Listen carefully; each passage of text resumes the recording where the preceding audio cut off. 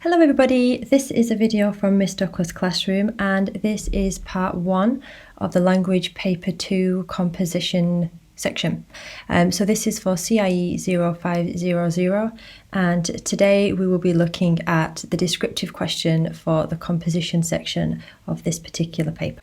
Okay, so this is section B, which is the composition section of paper 2. If you remember, paper 2 is 2 hours long. There are 2 sections. You've got section A, which is your directed writing, and then you have section B, where you get a choice from both narrative and descriptive questions. You only choose one question from your selection and you write your answer. Roughly you want to write between 350 and 450 words, and this question is only assessed for writing and it's worth 40 marks, which is 50% of the marks on the full paper. Now, you may decide to spend 1 hour on each section of the exam, so 1 hour on section A and 1 hour on section B, or you may decide that you want to spend a little bit extra on section A due to the reading element. That's completely up to you how you decide to do that. Just bear in mind that you get 50% of your marks for section A, 50% of your marks for section B, so you want to make sure that you're writing enough and you're covering enough for both of those. Okay, so let's just look at what you are tested on for this particular section. Now, this is where you are tested solely on your writing skills. You are also tested on your writing skills for section A, but you are also tested on reading for section A. Whereas here for section B, you only need to worry about your writing skills. So here we have 5 different criteria that you are assessed on. So let's have a look at the first one. So W1, articulate, experience and express what is thought, felt and imagined. So this is specifically to do with how you describe your narrative, or you write about your description, the way in which you express yourself and you get across to the reader exactly what it is you're trying to convey or describe. W2, organise and structure ideas and opinions for deliberate effect. So this is to do with how you organise your different ideas, what populates each paragraph, how you move on from ideas, and how you decide in what order to have your ideas. And if you notice here, we have this phrase, deliberate effect. The higher marks for this question are always going to be if it appears to the examiner like every choice that you have made, you've made it on purpose, it's of your own design, and it's to clearly have an effect on your reader. So that is what deliberate effect means. W3, use a range of vocabulary and sentence structures appropriate to the context. So you want to be trying to use a range of sophisticated vocabulary, but also vocabulary that really enhances what you're trying to say, that's appropriate to what you are describing or what you are narrating. A variety of different kinds of sentence structures. So you have your simple, your compound, your complex, but you also have a range of different ways in which to begin sentences as well. And this is all dependent on what you are talking about, and you will decide what is relevant and what really enhances the nature of your sentence. W4, use register appropriate to context. So the style in which you're writing in must be appropriate to the context, to the question. And W5, accurate use of spelling, punctuation and grammar. So it is very, very important that you're taking the time to consider what you're putting down on the paper and you're checking your accuracy. You should give yourself roughly 5 minutes at the end of your answer as well, just so you can go back and check and edit. But just make sure you're confident on the different rules in terms of punctuation and grammar, and that you are checking your spelling as you go. Okay, so as we're looking at the descriptive question, let's just have a look at some of the skills. Now, there's an array of different kind of skills that you can use. You probably know all of these already, but in order to be writing for the correct context and to make sure that you're writing for the correct purpose, you need to make sure that you're using features and devices and techniques that are relevant to the question that you choose. So here we have just a range of different skills that you can use to show the examiner that you are being descriptive. Okay, now let's just have a very quick look at the marking criteria. So today we're just going to be focusing on descriptive, and you will see here that we have lots of different boxes here. This side is for descriptive and this side is for narrative. So today we're just going to be looking at descriptive. Now you are marked for two different types of criteria. So For the first one, you are marked for composition, content and structure, and you can get up to 16 marks for this. So if we just have a look at the top band here, so general, this applies to both descriptive and narrative. Content is complex, engaging and effective. So for something to be complex, it doesn't mean it's difficult for your reader to understand. It means that the way in which you've organised your ideas is quite inventive, that you've really thought about how you're going to start and how you're going to end, or how ideas are going to progress. Or maybe you decide to use a recurring motif, which actually adds a lot of meaning. It's quite a clever device to be able to use, but it would make your content a little bit more complex. And make sure it's engaging. It's got to be interesting for your reader. Do always consider how somebody is going to react to what you're reading. Would they be interested? Would they want to read on? Would they really be able to imagine in their head what it is that you're trying to describe? And is it effective? So if you're trying to describe what seagulls look like in the air, how are you describing them? So some imagery would be appropriate and some imagery would not. So just think about how effective your choices are. Structure is secure, well balanced and carefully managed for deliberate effect. Again, see, we have this word deliberate. So everything that you do must be carefully thought out and you must be thinking about the effect on your reader. So structure is secure. A lot of this will come from planning as well. So just make sure that you clearly know what order you want to discuss each idea in. It's better if there's some form of chronology or some form of link between your ideas, if there's some kind of progression from one idea or description or image to another. And if we just have a look at the specific descriptive box here, many well-defined and developed ideas and images create a convincing overall picture with varieties of focus. So you want to make sure that you are focusing on lots of different images. So I always say it's easier if you think of description as a collection of different photographs. Imagine that you have these photographs in front of you and you are describing each one of them for your reader. So if you are describing a circus, for example, you're not going to write 450 words merely just about the acrobatics. You're going to look at lots of different ideas. There's going to be a variety of different things that you mention. So do make sure that you focus on more than just one image. Well-defined and developed ideas, so make it clear what you are talking about. Build up your image, really give it a lot of development. So if you are describing acrobatics, for example, you maybe want to describe the audience reaction, or you want to describe what it sounds like as people maybe fly through the air, or what they look like. So there are lots of different things that you can comment on within one image in order to make your ideas developed. So this is just an overview here of your composition, content and structure. So do just have a couple of minutes to maybe look at this yourself and maybe look at what the difference is between the top band over here and a lower band down here, just to kind of think about where you think you currently are and what you need to do to move up. Okay, so this is where we get the majority of our marks here. This is your style and accuracy, and you get up to 24 marks here. So let's just have a look at what you have to do to gain the majority of the marks here. So we have precise, well-chosen vocabulary, varied sentence structure chosen for effect. Again, we have this phrase chosen for effect. So the pattern here is that you're always thinking about the effect on your reader. You're always thinking about what is appropriate to what you are describing and what's going to be interesting and engaging. So well-chosen vocabulary. So again, you want to have a range of vocabulary that you're able to use, some more complex vocabulary, but it has to be well-chosen. So it has to fit the image that you are describing, has to be appropriate. Varied sentence structures. So obviously don't write everything in simple sentences. It would be extremely boring. So have a variety of different sentence structures. As I mentioned earlier, you've got simple, complex, compound, but you also can start sentences with subordinate clauses or with a simile or with an adverb. So do have a variety of ways in which you create or craft your sentences. Consistent, well-chosen register. So that the style in which you write in should be consistent all the way through. It should be appropriate. Spelling, punctuation and grammar almost always accurate.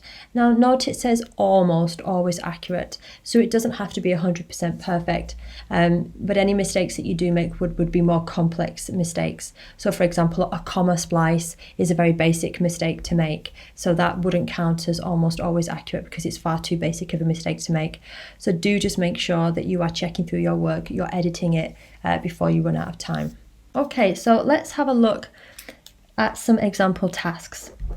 So these are the tasks from the 2019 past paper. So we have 2 descriptive tasks and 2 narrative tasks.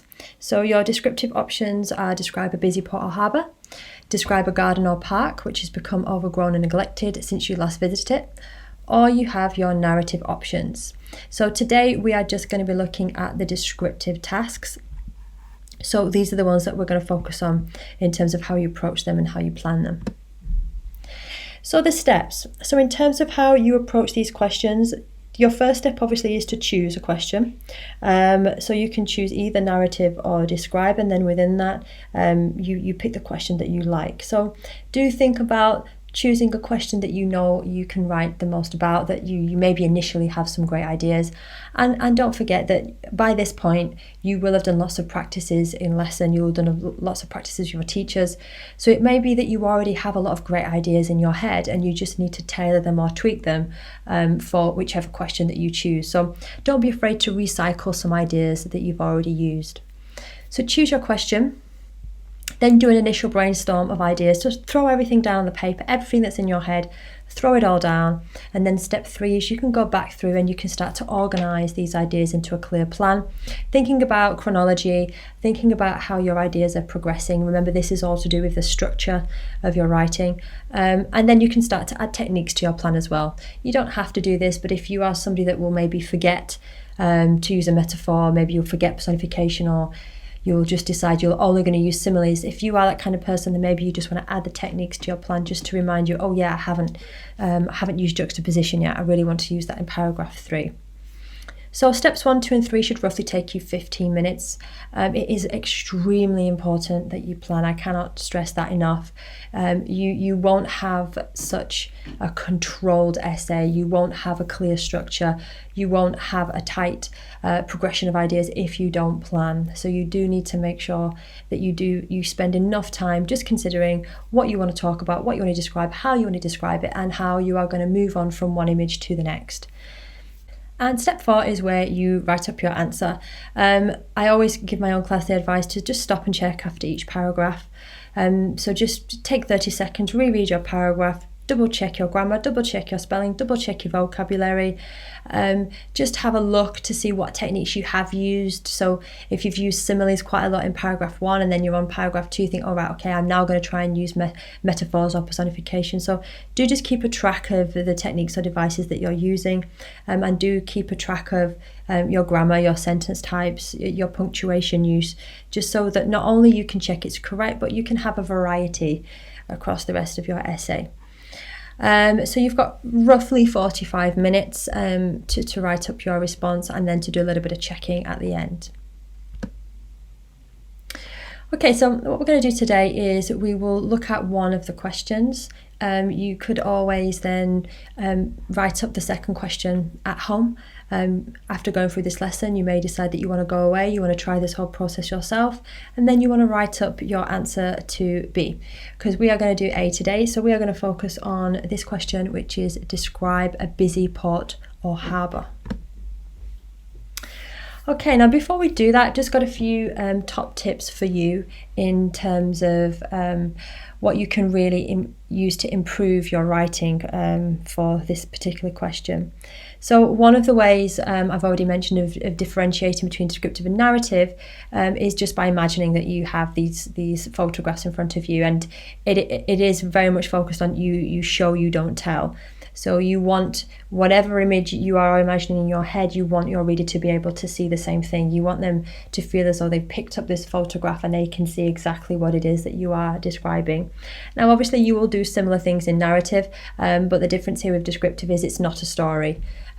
You're not moving through with a character. The events don't all link together. There isn't this there is an action which links everything together. There isn't a climax. So it's very, very different in that. So whilst you will use a lot of these descriptive techniques for narrative, there isn't a pace that we're trying to create here. There isn't a story. It's just images that we are looking at and we are describing. I've already mentioned a way in which you can improve your sentences is to just think about how you are opening your sentences. And here there's just a range of different ways of opening your sentences. Your teachers have probably been through this with you already. I know it's quite difficult to remember. It's probably a good idea to think about the ones of these that you are confident with, the ones that you really understand, and maybe pick 3 or 4, and they're the ones that you try and use for the exam, because you do have a lot to remember. So trying to remember everything may be slightly too much. So maybe do a bit of practice at home and then think, right, okay, I actually really like using appositives, or I really like starting with an adverb. So those are the ones that I'm going to try and use in my writing. Okay, so let's have a look at the steps. We've now chosen a question, which is describe a busy port or harbour. And the first thing that we're going to do in terms of our response to this question is we're going to brainstorm ideas. And this is where you just throw down all of your ideas. So when I first thought of a busy port or harbour, these are the things that were in my head. So as you can see, they're in no particular order. There's just lots of different things that popped into my head, such as clouds, birds, families maybe having a good time, having a day out, food. Maybe you've got lots of different like hamburgers or hot dogs or ice cream or candy floss. You may have workers running about back and forward, splashing, because I know there'll be water there. Waves, boats. So these are just my initial ideas. So this took me about 2-3 minutes. And at this stage, don't worry if you're not sure what you want to write about. Just write everything down on a piece of paper. Then you can look at it and you can decide which bits you like, which bits you want to include, and which bits you're kind of going to relegate and not talk about. Okay, so step 3 is then you want to organise your ideas. And again, we come back to the marking criteria here and this reference to having a clear, coherent structure, something that's quite purposeful. So all I did is I looked at all of the ideas that I threw down on the paper and I tried to see how I could group them. So what I now have is the first point on my plan is sky, the weather, and then anything that is in the sky. So if you notice, I've now got birds, I've got the clouds, and I've got the sun, and I will describe each of these in detail. So like I said to you, you don't just want to talk about one thing. This is where on the marking criteria it talks about a variety. So I'm now going to talk about 3 completely different things here, but within each one of those, look at how many different images that I'm able to describe. What I've also done, and I said this is an option for you, don't have to do this if you think that you're quite good at remembering your techniques, is I've just written a little note to myself. So when I have this plan in front of me as I write it up, I can remember, right, I want to use personification for birds because I think that should be quite interesting. Or maybe I want to have a simile over here, or I want to use hyperbole here. So you don't have to do this, but it definitely helps me to remember to use a variety of techniques rather than just using metaphors and similes over and over again. So we have sky and weather, we have people, and then we have water. Now, unlike literature papers, for example, these are not points, it's not appeal. This is just so I know on my plan, the first section of my essay is going to be about sky and weather. The second section is going to be about people, and the third section is going to be about water. Now, if you notice, I'm not calling these paragraphs. These are sections. So, for example, I want to talk about the sun, the clouds, and birds. So maybe the sun and the clouds will be one paragraph, and maybe the birds will be a second paragraph. So it may be that I've got 6 paragraphs across these different sections, but it's just a way of me organising my ideas. And as I work through my essay, I can start to tick these off. So once I've described the sun, I can just tick this. So once I've done clouds, I can tick this. And once I've ticked all of these, I know now I can move on to people. And I've kind of sectioned it off. So I've got all of my relevant ideas kind of grouped together. So this is an example of how you can arrange your plan. So now we're on to step 4, which is where you write up your answer and you use your time wisely. You've probably got about 45 minutes at this stage. You do have time to pause after each paragraph, to read back through it, to check it, and just to make any small amendments or edits as you go. Okay, so let's have a quick look at the success criteria before we look at the example answer. So we have on this side, we have write for the correct purpose. So obviously if you pick describe, make sure you are describing, not narrating. Use a range of descriptive techniques, which again are there over here, just to remind you. Clear structure for effect. Ideas and descriptions should progress. Remember from the marking criteria, it's all about having this secure structure to show that ideas are developed and they are linked together, and you do kind of have a variety of ideas that are relevant to the task. Interesting vocabulary, so try and use a range of sophisticated vocabulary as well as your more basic vocabulary. A range of different sentence types, so we've gone through your complex, your simple, your compound, but also different ways of beginning your sentences. Use of punctuation to effectively control ideas, so it's not just about using punctuation correctly, it's about using it to control how your reader moves through your piece. Spelling, so you should try and accurately spell definitely the basic words, but try and accurately spell as many words as you can, and this is where you checking, going back, editing, that will help. Appropriate tense, so do think about the tense that you begin in. Don't switch tenses unless it's relevant, unless it works. So do carefully consider your tenses as you're reading through your work, especially if you are going to stop after each paragraph and just do a little bit of a reread. So do think about your tenses. Use of paragraphs to control ideas, so it may be that you decide to have a short paragraph to stand out, or you may have a longer paragraph if you really want to build up a particular description of an image. And links between paragraphs, so again this links back to your clear structure. Up here you do want to show that ideas are progressing, they're not just random ideas kind of squished together. There is some kind of method to the way in which you're discussing these and the order in which you've chosen. Okay, so let's just have a look at an example answer, and as we go through this, do think about the success criteria, do think about the descriptive techniques that are used, but also think for yourself as the reader, as the person who's receiving this, how do you create this image in your head? How does it work for you? Would you have said something different? Do you feel engaged as you read? Can you really picture the images that are being described to you? But also think about how the ideas progress. Think about how the images build upon each other to create a bigger picture of a busy port or harbour. So do they all connect together, and do they give you this picture of being there? Can you imagine just being stood in the middle of this harbour and looking around and imagining all of these different scenes? Okay, so the whole thing begins with the sun. Now, if you remember, this was the first point on my own plan. I decided I wanted to talk about the sky, and the sun was one of my smaller points. So this is what the whole thing begins with, and also starting with the weather always creates an atmosphere or a mood, even if you are doing narrative writing. So pathetic fallacy always is a good one to kind of set a mood or a tone, and to let your reader know what to expect. So we kind of already know what this paragraph and maybe the next paragraph are going to be like in terms of mood, because we have beams and we have happily. So the connotations here are definitely very positive. So we start off with the personification of the sun beams happily in the sky as the rays bounce off the glistening waves. So not only do we have personification here, but also think about the way that you are using verbs. Try and think of interesting verbs. Also think about the way that you're using adjectives and adverbs.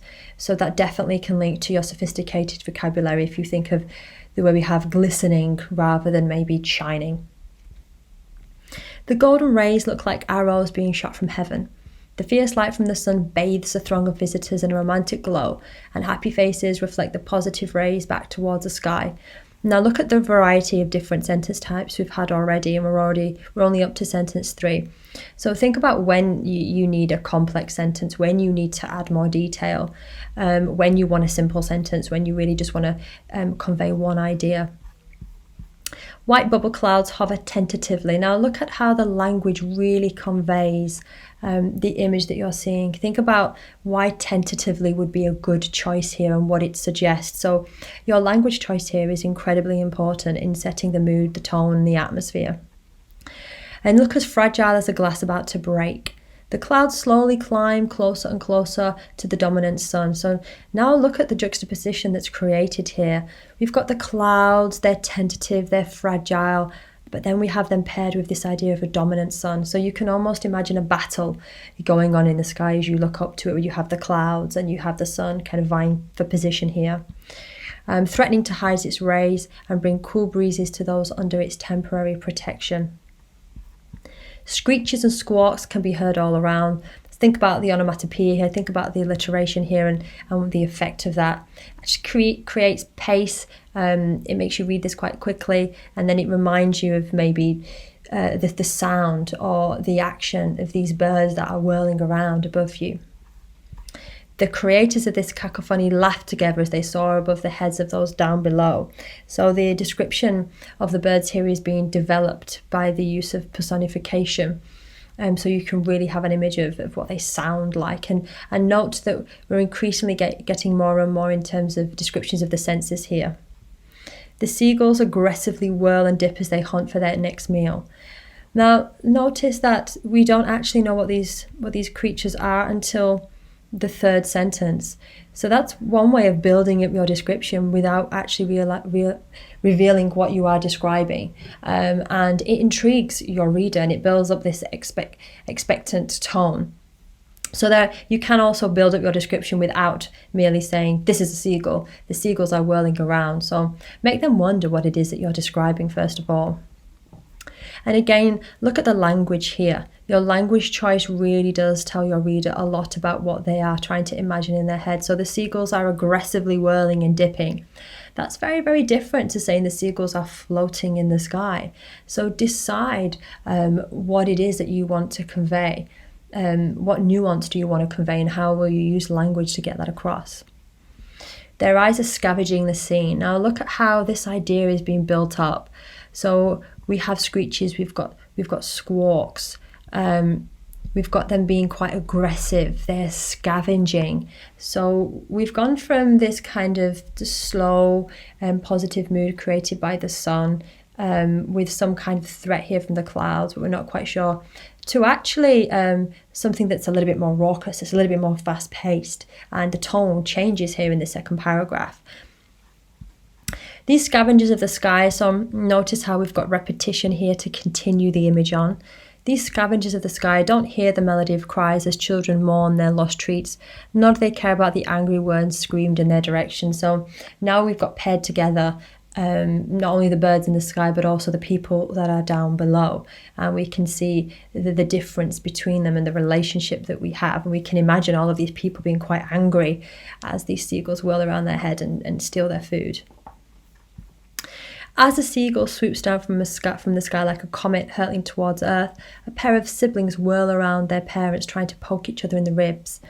Now, notice how here we have this links between paragraphs. So we have this idea of the seagulls here, and the seagulls continue into the third paragraph. However, it's only really to introduce the people. And now you can see that I'm moving on to the next point on my plan, because now I want to talk about people. I've introduced people slightly here, but now this idea is really developed in the third paragraph. Their happy war consumes their attention and causes others to stare in mock irritation. So note the use of oxymoron here to really create this idea of children fighting but their siblings. So it's also light-hearted. Their melodious laughter. So note the word choice here. Think about the vocabulary that you're using. Always try and swap in a better word if you can. Their melodious laughter rings throughout the harbour and bounces off the ship standing nearby. A lone couple stroll by, holding hands, and pause to look up at the army of birds encircling the area above them. So note that the birds have come back here. So we have a link back to this paragraph. And again, this image of them being quite menacing, quite dominant is repeated, because now we have this word army that links back to this idea of them being aggressive and scavenging. They cover their eyes with their hands, but the sun pierces through the latticework of their fingers, creating a patchwork of light on their upturned faces. Now note the use of the word pierces. Again, is quite aggressive, so maybe suggest that the tone is going to change here.